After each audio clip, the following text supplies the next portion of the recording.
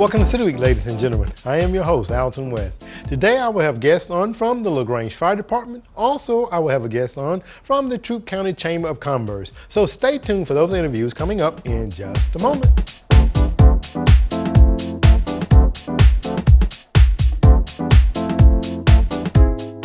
Nobody wants to be stopped by a law enforcement officer.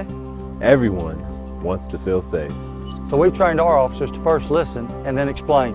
We ask if you have contact with one of our officers, you listen, give him an opportunity to explain, comply with his requests, and if there's a problem, contact us so that we can investigate your complaint.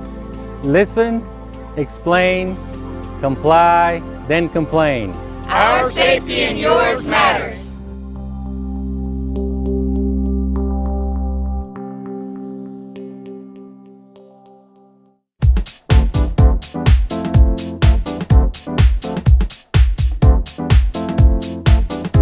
Welcome to City Week, ladies and gentlemen. Today I'm sitting down with two of our LaGrange firefighters. I have to my far left, John Thomas, and immediately close to me is Chris Taylor. Gentlemen, welcome to the show. Thank you. Thanks, welcome to be here. Well, gentlemen, Chris, you and I sat down not long ago on smoke signals, and John, I think it's been a while since you and I have had an opportunity to sit down, about a year or so Yes, now. sir. Well, you know, October, what I learned from you all, is National Fire Month. And we're going to talk a little bit about some of the things that will be taking place along that way leading up to one particular week in October. But before we get into that, John, tell me a little bit about your role, if you don't mind. I've been fire marshal for about 3 years now, and what we do is we do annual inspections. I send a couple of inspectors out, make sure we get every facility in the city limits inspected for fire and life safety. Okay. Give them a little time if they have any violations, and the city's been great in the last 10 years of working towards very few violations. And then on my side on the roll, I do plans review for new construction, complaints, go do site visits during the construction, do all the state inspections, which will be the schools, restaurants, theaters, and we do that on an annual basis type deal. And of course, any concern anybody has, they call and we'll lead them in the right direction on stuff. Okay. And you said state fire marshal. I want to come back to that point in just a moment and what that means to the citizens of LaGrange to have a state fire marshal right here in our own community. I'm going to come back to that in just a moment if you don't mind. I want to jump to Chris now. Of course, we know that you host smoke signals, and of course, you're the public information officer for the fire department. Yeah. Tell us a little bit more about your role if you don't mind.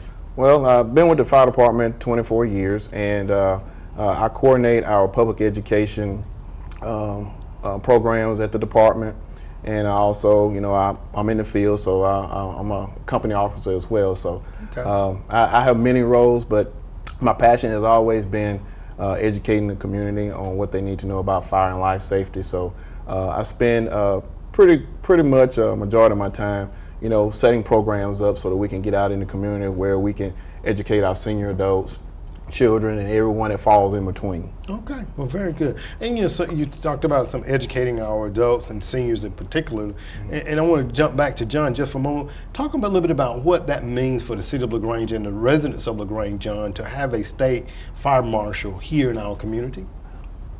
It speeds up a lot of process. Being a local fire marshal, of course, I handle all the local businesses and new construction. If I wasn't deputized through the state as a state fire marshal, they would have to call the state. State will put you on a list. It may take a month. It may take, 2 weeks. 2 weeks would be the earliest. So if we have a major project going on with a contractor or architect that needs a question answered or asked,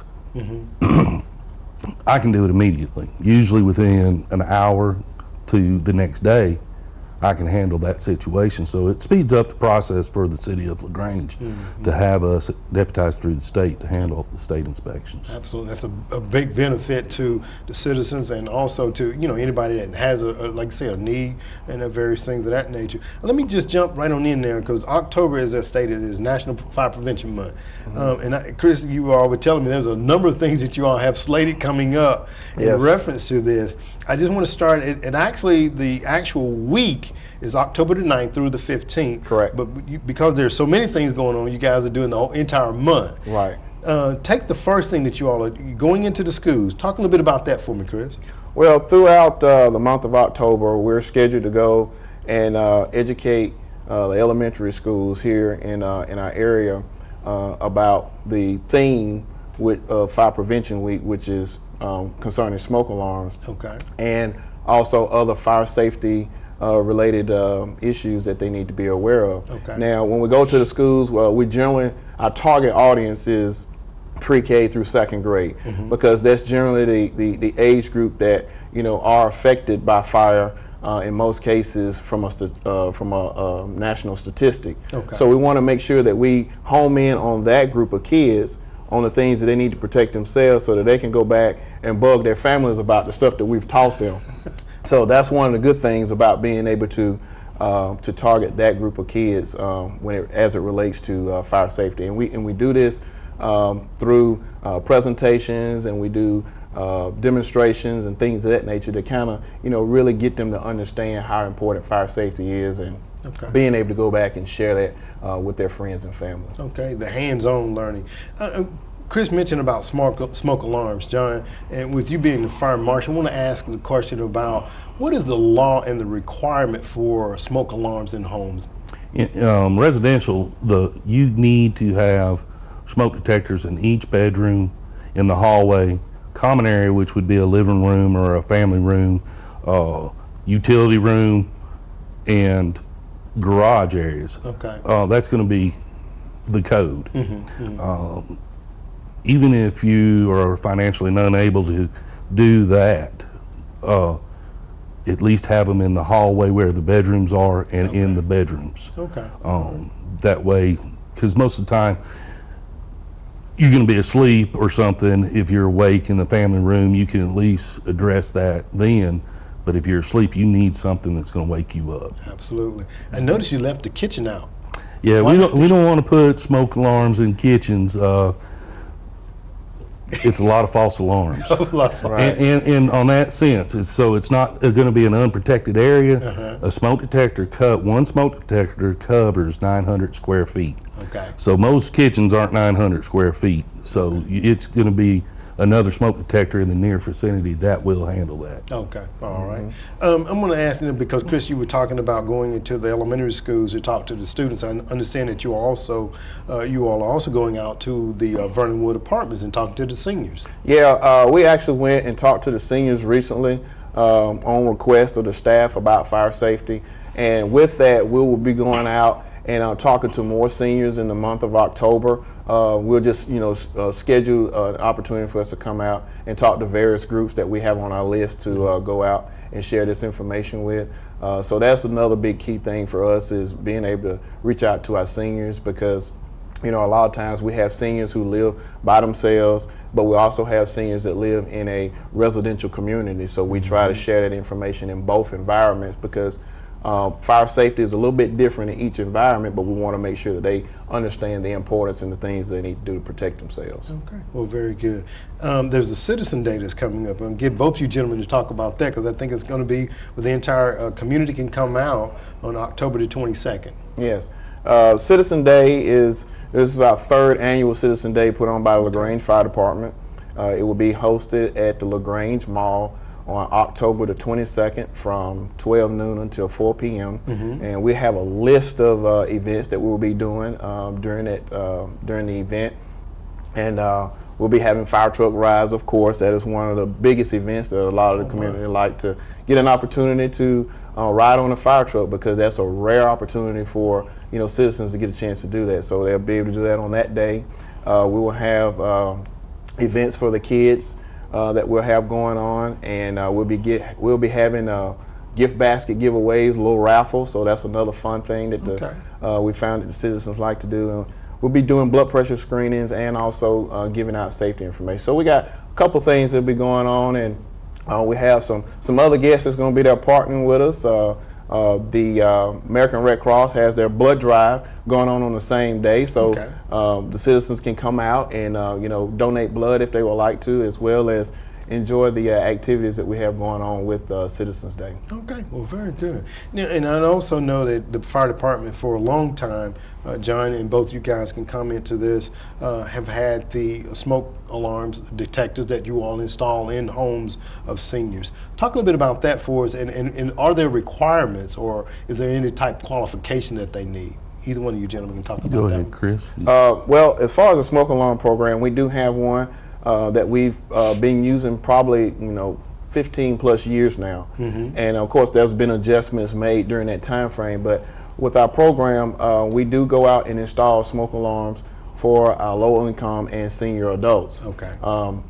And it's upon request, and of course there's a process that we'll go through as far as us going out and putting the alarms in.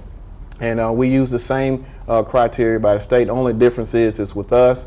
We don't have a surplus of smoke alarms, so we're limited to how many we can put into the home. So we always try to make sure there's a minimum of 2 smoke alarms in the house that gives adequate protection as we install them. Okay. And with the program, we have a checklist of things that we actually ask the residents, just as gathering information. How many people live in the home, how many people that smoke, how many children of a certain age that live there. So this is data that goes to the state that they can kind of keep up with as far as what our geographical makeup as far as installing smoke alarms in our community. Okay, well, very good. John, I want to ask you a question. A lot of times we have a business will give me a call or call Lee there, and they wanted to know information about getting started in the business.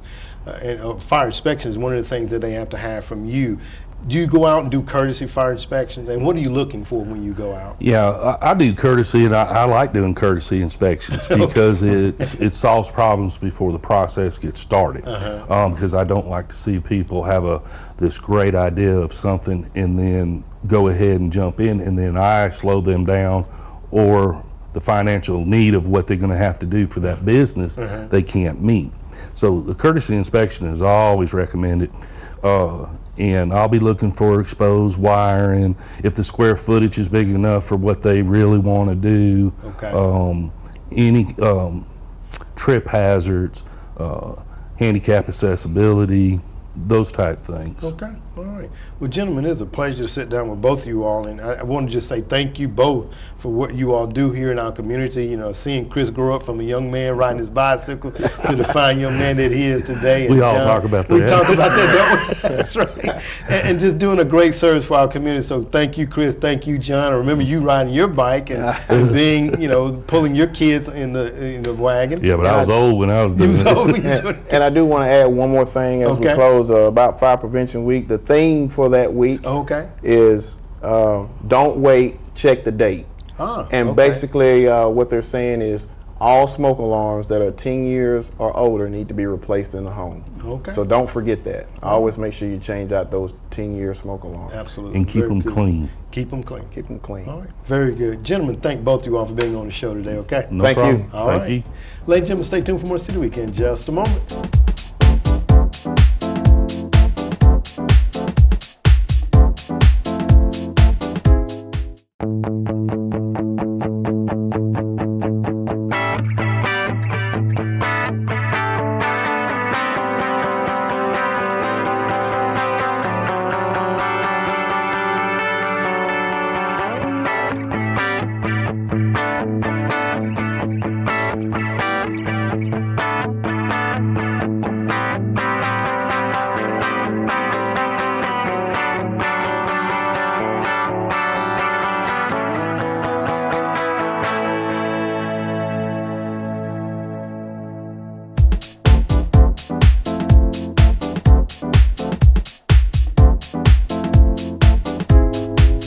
Welcome back, ladies and gentlemen.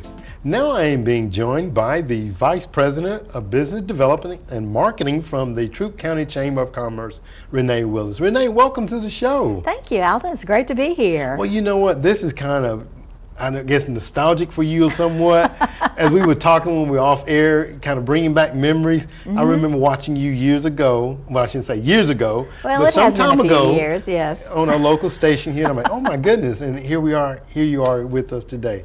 Just want to say welcome to the show once again. Thank you. I'm glad to be here, and as I always tell people, I got out of television about the time HDTV came out because it really does show up the wrinkles. Oh my goodness! Well, you look fabulous. I'm going to tell you, Thank you. you bring beauty to the to the set today. Well, that's thank for sure. you. Well, Renee, tell us a little bit about your role. You're there with the Chamber of Commerce, and you know there's a lot of things that's booming, and I know that the Chamber is really, really involved. Tell us a bit about your role, if you don't mind. I'd love to. We, we hear all about the big announcements that have come lately, the Great Wolf Lodge, the Century Tire Company, of course, and all the activity that's going downtown on the square with Mansur's building coming down to make way for the Courtyard by Marriott. But what I try to focus on primarily are our small businesses that make up the bulk of our membership, actually, because they're really the backbone of the community. You know, over 50% of the people in the country who work are actually employed by small businesses. So I think they don't get enough attention all the time. So we really try to provide seminars, lunch and learns, things for small businesses to help them grow. Probably most of what we see in Troup County, most small businesses, actually a small business by definition is like has 500 employees or less. But so we really are talking more about the micro businesses that might have 5 employees or less and less than $1 million in sales a year. And I recently read a statistic that if each micro business in the country could hire just one additional employee, if they could grow to a level where they could afford to hire just one additional employee, we would have no unemployment in our country. So that's why it's so important to shop local, support your local businesses, and for us to help them grow. So one of the things that we do is we have a great relationship and a working partnership with the University of Georgia Small Business Development Center. The regional office is actually out of Columbus, but Mark Lupo and Todd Carlisle both work our office, and they're here at least one day a week or more if needed. We'd love to see them here every day. Absolutely. But what they do is they help people who are thinking about starting a business. They help them develop a business plan. They help them understand their financing needs, how to get financing, and then how to actually carry out this plan, their idea.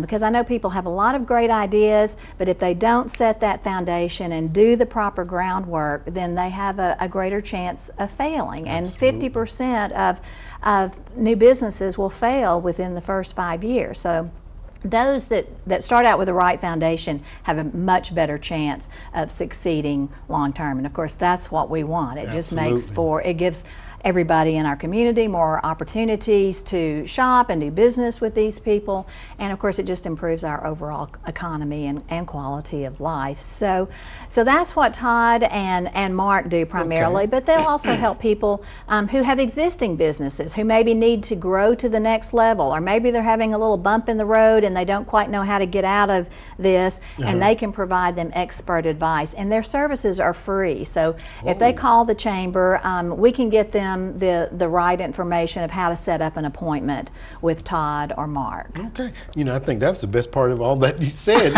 Everything was great, but then to have someone to come in and help you with your business plan, how to get financing, and then just kind of help walk you through that, and it's all free.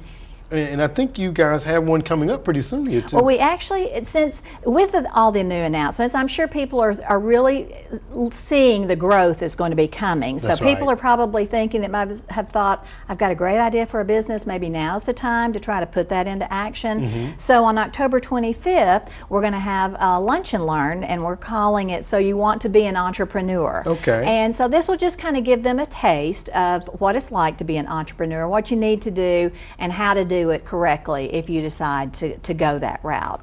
So we do several lunch and learns throughout the year, primarily aimed at small businesses. A lot of them have to do with marketing or financing and things like that.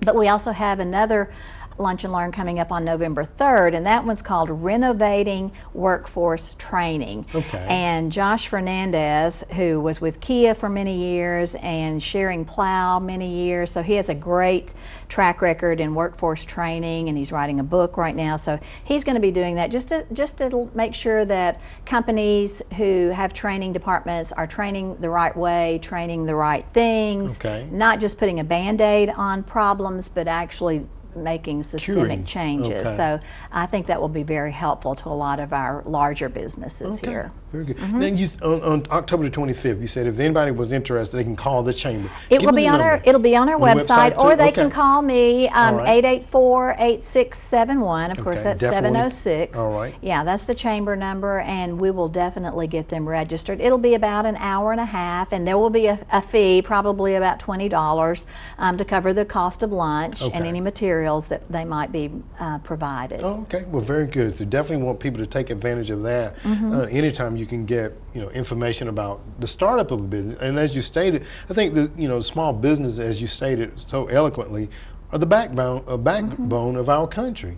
And if we can keep and sustain those small businesses, then one day they'll grow into that 500 plus and become that larger business and Absolutely, absolutely. They can, if they can just keep growing and keep succeeding, that's what we want. Absolutely, absolutely. And as we see in our downtown area, you talked about all the things that are going on, all the activities there. We got the Mansour's building. I think it's being shown in my background here, and it probably they've seen it come down more within the last couple of days here, making way for progress. And then when we talk about these various things, I think one of the other things that you all have coming up is a talent recruitment. Talent recruitment. Yes. That's something new that we've kind of gotten involved in.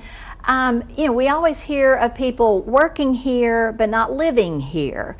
And so we felt like we have a great quality of life here. We have a lot to offer. And when we take people around, when we have visitors come, they always say, that they're just so surprised about all that we have to offer in such a small town.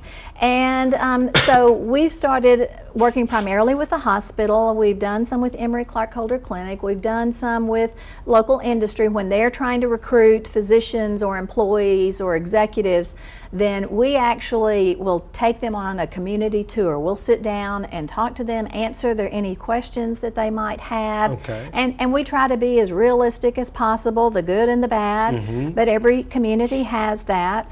But once we take them around and show them our affordable housing, our vibrant arts community, our great local restaurants, they're really excited about what they see. And we've gotten a pretty good track record going with convincing these people to not only work here but to live here. So we're trying to grow that, to offer that to more.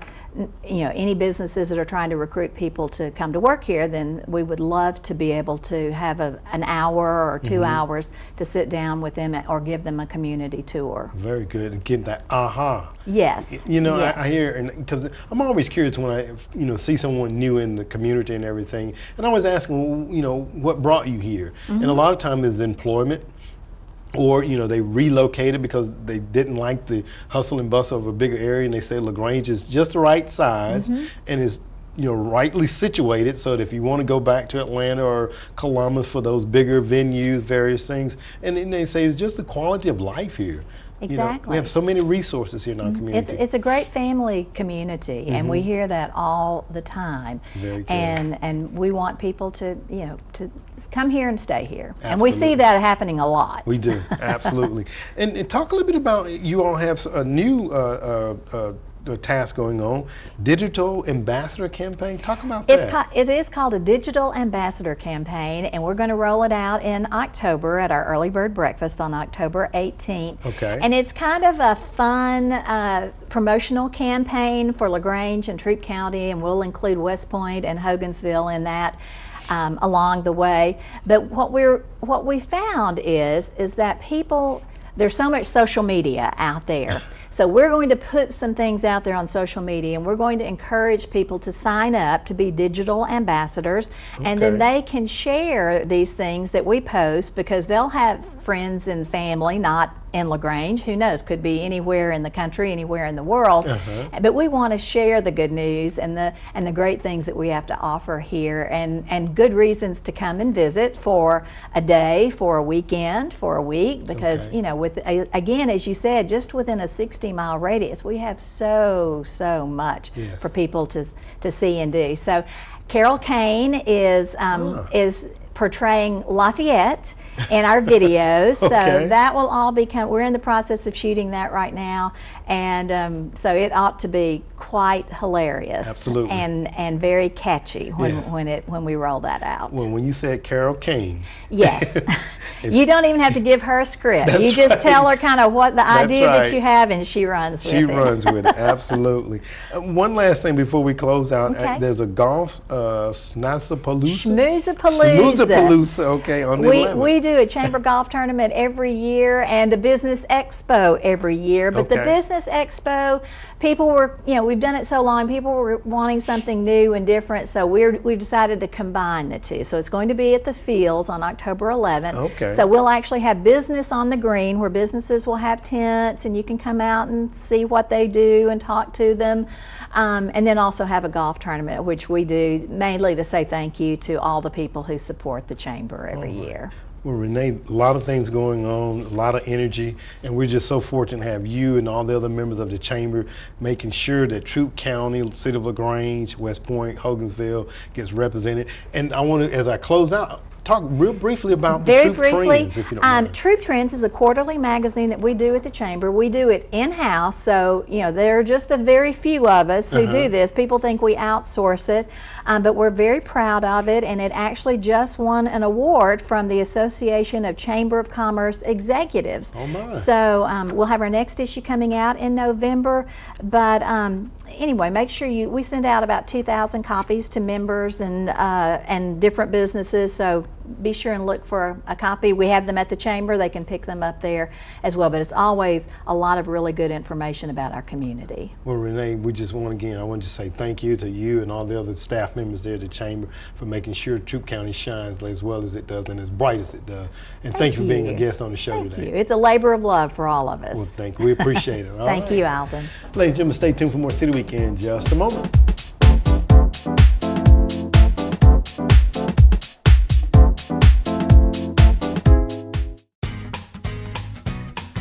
Just what you're looking for.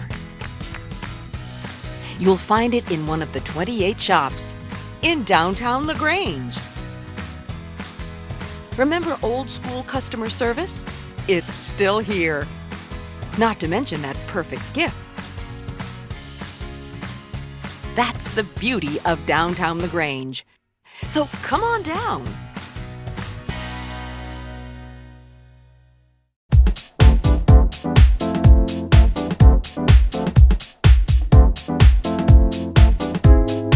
Ladies and gentlemen, thank you for joining City Week this week. My guests have been from the LaGrange Fire Department. I had on John Thomas and Chris Taylor as they talked about October being National Fire Prevention Month and also some events coming up in the month of October that you can get involved with, particularly the Citizen Day held October the 22nd out at LaGrange Mall from 12 until 4 p.m. So come on out and enjoy the activities there. Also, ladies and gentlemen, I had on from the Troup Chamber of Commerce, Vice President of Business Development and Marketing, Renee Willis, as she talked about some of the various things, and particularly the small business development that will be taking place with Mark Lupo and Tarek Carlisle on October the 25th. So by all means, if you want to know a little bit more about starting your own business, give them a call and come out to the chamber. Ladies and gentlemen, I hope that you've enjoyed these interviews, and as always, I would invite you back for more of City Week.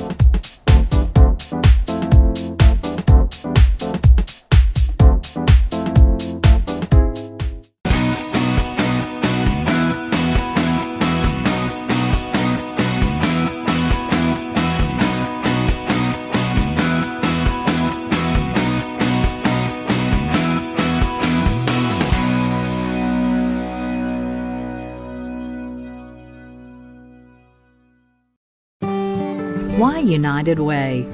Because United Way of West Georgia helps support 25 local organizations. Organizations that make life better for all of us. Yes, 25. There's no easier way to help so many of your neighbors through a single donation.